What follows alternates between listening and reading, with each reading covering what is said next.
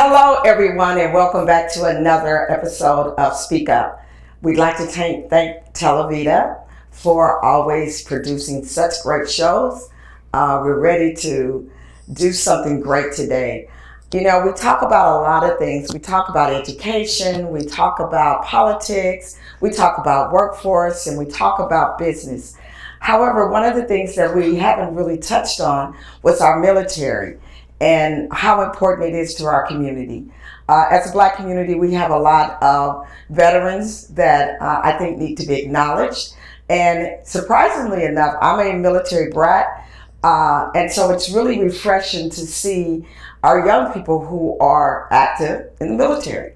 Actually, this person is a reservist. She's a friend, but she's actually kind of like one of my children. And she is on the move. She's very up and coming. I want you to get to know her. So without further ado, I'm going to introduce you to Goldie Powell. She is the founder and owner of Cyber Creation. She is an Army reservist, and she's a graduate of an HBCU Langston. Yes. So welcome, Goldie, and thank you for coming. Thank you for having me, Ms. Kim. Thank you. So I know that we do a lot of talking, and we talk quite a bit since we do house out of the same office. But tell me, before we really get into it, I want to talk about being in the military. Okay. Because kind of that's something that's not talked a lot about in our families. It's just somebody in the family decides they're going to go to the military. That's kind of how it works. So tell me, what made you decide? So how I chose the military, the recruiters would come up to my high school and they would just sit in the cafeteria.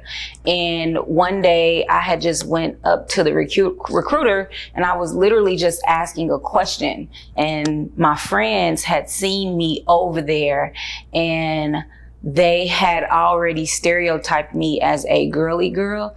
So they were making jokes like, Goldie, why are you over there talking to them? You're not joining the Army. You're not going to. And I was literally just going over there to ask a question. I wasn't thinking about joining or anything. But I'm one of those people who, if you tell me I can't do it, then I have to show you I can. So later it turned into, okay, so what do I have to do to be a part of it? And then the recruiter had started giving me information about college tuition reimbursement and all of that. And I knew that me being a first generation college student, that could help me out. So I went home and I talked to my mom and I was like, I'm thinking about joining the military. And she was like, no, you're not, Goldie. And I was like, okay, that's twice people have been telling me I'm not going to do it. I am going to do it. So the recruiter came and talked to my mom because I was 17 at the time. Right. And my mom had to sign papers and she was like skeptical about signing them. And she was like, are you really doing this? And I was like, yeah. So that's my background story of how it started. It was some people are lucky to have members or to have family members that kind of teach them the roles. Now, once I joined, I started finding out about my family members that did serve. You know, they say, oh, so-and-so or Uncle so-and-so was in the military as well. So, but that's just how my story went. Wow. So you talked about how your purpose even for going into the military was you were looking past the military, you were looking to college. Yes. So I got to find out how to pay for this college without having to pay for this college. Right. And so, which is really, really smart. Mm-hmm. So when you got into the military, where did you go? I went to San Antonio. I will say, just to kind of back up, the military really did help because I went to Lincoln Prep, which is a college prep school, but I wasn't familiar with, financial aid or any of that. So I didn't know. And all my friends were going to college and I was like, how am I going to pay for this? Because they had parents that were helping them out. Mm-hmm. But, okay, so fast forward. Now I'm in the military trying to figure things out. I first went to Fort Jackson in South Carolina. It's either South Carolina or North Carolina, one of those. It was a long time ago. So believe me, she's older than she looks. I know she only looks like she just got out of high school, but yeah. Yeah, so I went there and I was there for about 10 weeks. And this was actually my first time ever being on a plane. Wow. This was my first time ever being away from home for so long. I've never, because remind you, I'm coming fresh out of college. Yes. So I've never been on a plane, and my recruiter, they were like, okay, you have to get on the plane. And I'm like, I don't even know how to board a plane. I don't know how to do any of this. And my mom she was like, how is that going to be with you being away so long? I've never been away, maybe a weekend or something like that, but it was 10 weeks I was away. Yeah. And then after that, I had to go to my school training, which was another 6.5 weeks. And I went down in San Antonio.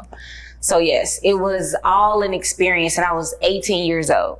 Wow. So, yeah. Wow. So now we're talking total transformation of life. Yes. I mean, you did things in your first year that you'd never done. That I've never done before. And it wasn't just one thing. It was like a series of things. Yes. Okay, so tell me, what made you choose an HBCU? Which I love it, but what made you choose an HBCU? Because we need to promote our HBCUs more. I absolutely agree, Ms. Kim. My stories are so unique because, like I said, I went to a college prep school, and being there, a lot of my friends, they had parents that already had their future planned out. Now, there's no knock to my parents, because my mom knew, okay, I need to put her in this environment because I want her to strive.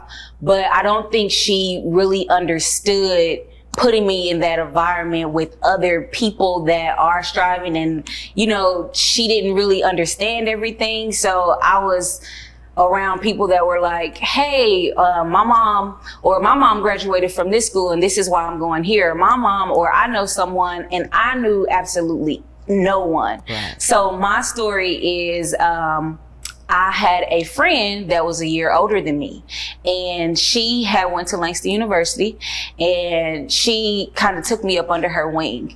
And while I was in the Army, I would get letters, and she wrote me a letter, and she said, Goldie, you have to come here. She said, you have been under my wing all this time. She was like, it's only right. She was like, we have so much fun. She was like, I'm going to send you the application. And she sent me the application while I was in basic training. Mm-hmm. I filled it out. I, paid I think it was like an application fee or something like that. I paid that with the money that I was getting from the Army. And she really kind of helped me. And once I had got home from the Army, she said, you can come down here. You can stay in my dorm. She wasn't there yet. But just to kind of explain it, I left for the military right during the summer. So I left in like June, right after I had graduated high school. And I got back in December, which is around the break time for college. So when January came, she had given me her key, mm-hmm. and she allowed me and my mom and my little sister to go and stay in her dorm room. And I went and I took my placement test. Remind you, I had never been to a HBCU. I had never been to a college campus. I had never done any of these things. Although my friends had did it and I had seen things through them, one, I was intimidated, and two, I knew I didn't have the money back then, so I really didn't kind of press forward on it. So that was my first time being on campus. And so to answer your question, I really think it kind of chose me. I think the stars were kind of aligned, but I also want to make sure that I reiterate that it's important for us to help one another. Yes. Because her helping me, yes, has put me in a space where now that I can help others, and it's instilled that in me. And that's why I'm so, that's one of my biggest things, is helping people, because I know where I came from. And I know if it wasn't for that recruiter that helped me all of that time, if it wasn't for her who helped me all of that time, I probably wouldn't be sitting here next to you. So that's going to segue into something else. So there are a couple of things I'm going to say before that. Number one, HBCUs are some of the best universities, yes, in America. Yes. They will not let you fail. If you fail in an HBCU, you absolutely have no intentions of being successful. because they will they will move heaven and earth. They will to help you. Second, it is that pay it forward. Yes. That actually it's a part of the human cycle. You know, at my church, we've been talking about the giving and how we are supposed to make as much as we can, give as much as we can, yes, and live on as little as we can. Yes. And so when we pay it forward, when we're helping someone else, we're building bigger riches. So kudos to you, because now I'm going to segue into your philanthropy, because that's what I call it. Okay. You are really big on giving. I am. And I can attest to that. I've seen you at work, hard at work. I've seen you get frustrated because you don't feel like you're doing enough. Not because somebody made you, it's always on you. And I want to talk about cyber creation. Yes. Cyber creation, is that something else that chose you, or did you choose that? No, I chose cyber creation. Okay, tell me about that. I'll tell you how cyber creation started. So after graduating college, and like you said, HBCUs, so a little bit about that. When I was graduating, I was one of the, I graduated in the computer science class. I was the first computer science student to go on to a particular company, right? So, and it was so intimidating because I'm 22 years old, I'm going into corporate America, and I'm coming from an HBCU, and who's in corporate America? Not a lot of. None of us. Exactly. So it was so different. So when I got there, I didn't know, and this is weird, but I didn't know how to talk. I didn't know I didn't even know how to do small talk. You know how you and I can do small talk in the office? Yes. We just talk about anything. I didn't know how to do that before. So it came off to them as I was really reserved, or really just, not open.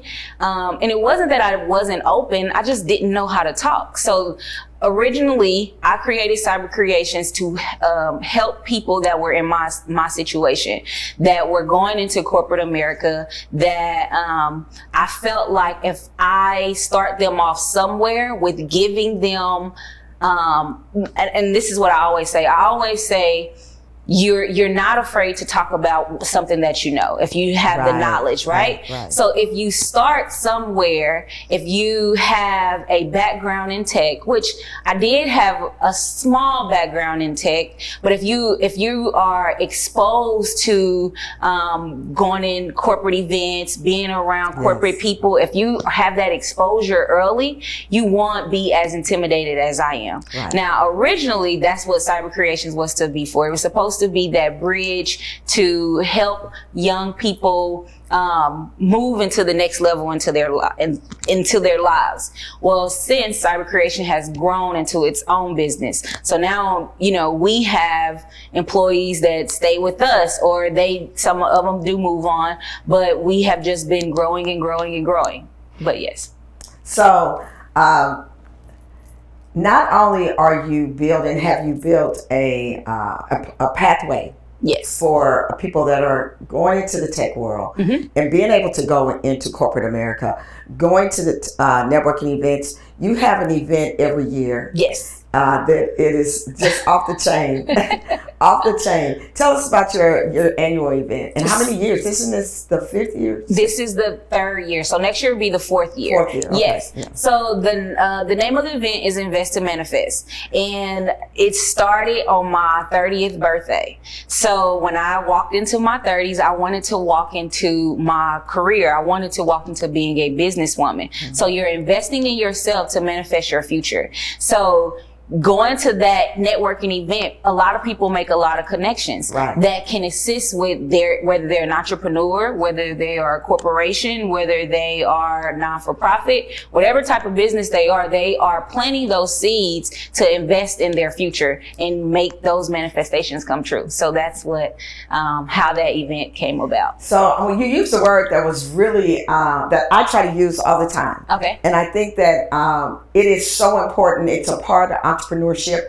It is a part of growing your business and sustaining your business. And that's invest. Businesses need to invest in themselves. Yes, that is You've got. It's going to cost you something. It's going to cost you some money. Yes. It's going to cost you a lot of time. Yes. It's going to cost you even. Just even friends and family, because sometimes you got to decide. I gotta stay here and get this done. I can't go to the family reunion this time. I can't. Yeah. So now you're investing in our youth. Yes. So you don't get tired of investing. That's a good thing. Tell us about that. Okay. So. Cyber Creations has branched off, and Cyber Creations is our for-profit. We have branched off and created a non-for-profit, which is Cyber Creations Tech. And Cyber Creations Tech caters to youth. So we just had a 5-week tech camp hosted in the business center at the Heartland Black Chamber. Where we taught the kids web design. They built their own websites. So I would say the seeds just keep growing, you know, from Cyber Creations wanting to help young professionals. Now we're helping our youth who will turn into those young professionals who will then go into those corporations and be able to have those conversations. So I look at it as kind of like working backwards, but it's working forward as well. So yeah. Wow, that's really cool. So I want to make an appeal out to corporate America or anyone who wants to invest in cyber creation tech. There's always things that's needed. I know last year you went and got computers, got laptops, and these kids did a phenomenal job. So they ended up with laptops and stipend and a whole lot of stuff for 5 weeks. But also you can always use more help. Yes. And so anybody out there that wants to help, please contact us, and we'll make sure you get in contact with Goldie. So Goldie, tell me, what are some of the things that you're thinking about doing over the next, say, 5 years? 5 years. So I want to grow both sides of the business. I want to partner. I'm open to partnerships. I'm open to seeing how we can get more of our youth that, look like myself, or just more youth, or even young girls, into tech, and seeing, okay, what do you want to do? Because the tech umbrella is huge. You have the hardware, you have the software, I have a lot of kids, they say, I want to know how to hack. Okay, you really want to know how to be a developer, so you want to learn how to code. Right. Do you want to do graphic design? Do you want to do digital marketing? What do you want to do? So I really want to grow both sides of the business, like I said, and I really want to expand. I want to expand not only here in Kansas City, Missouri, Kansas City, Kansas, but I want to go east. I want to go south. I want to go west. I want to go all over, because I feel like, I feel like what I'm doing, I feel like there's a need in the world, and I want to be able to assist however I can assist. So I want to keep doing the networking events. I want as many people to be able to gain connections. I want to keep being that bridge for youth to go into tech, and I want to keep reaching our youth members. I want to keep bringing them in, because this summer, while they were learning tech, they were not in the streets. And not saying that they would be in the streets, but they weren't in the streets. They had something to do. Yes. And that's what I want to provide. So you talked about partnerships. Do you have any prospects? Or are you looking at any partnerships? What type of partnerships are you looking for? I think I would kind of have to talk to people just to see what makes sense. Yeah. I'm one of those people that I really want it to, make sense, and you just don't want to just do anything. Yeah. But, just kind of somebody might have an idea and that I haven't thought of yet. Right. So I'm open to hearing about that. Yeah. So, there's other tech programs out here. Yes. Really good programs. Mm-hmm. And one of the things that I always talk about is, how do you all collaborate? Yes. Because there's so much need out here that the more of you that come together to open up spaces to add more, the more we can touch. Yes. Is there any interest in those types of collaborations? Yes, I'm definitely interested in those type of collaborations. And I've been having those types of conversations because if we want to reach a lot of youth, some camps are located in one location, right? And those kids may not be able to get to that camp. But if we have multiple locations or multiple days or multiple people that are working in different areas, we can get through to different students. So if we have some located in central, Kansas City, the kids that can get there, or if they're up north or out south. So I'm definitely open to those types of partnerships and seeing how we can reach as many youth and young people as we can. Wow, that is exactly what we need to be doing in this space. We really need to be looking at how do we actually come together to collaborate, and how do we bring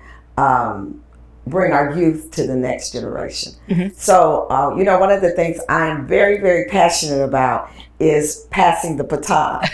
Okay. Passing the baton. In your programs, are you working on reminding people that you are passing it on to pass it on to someone else?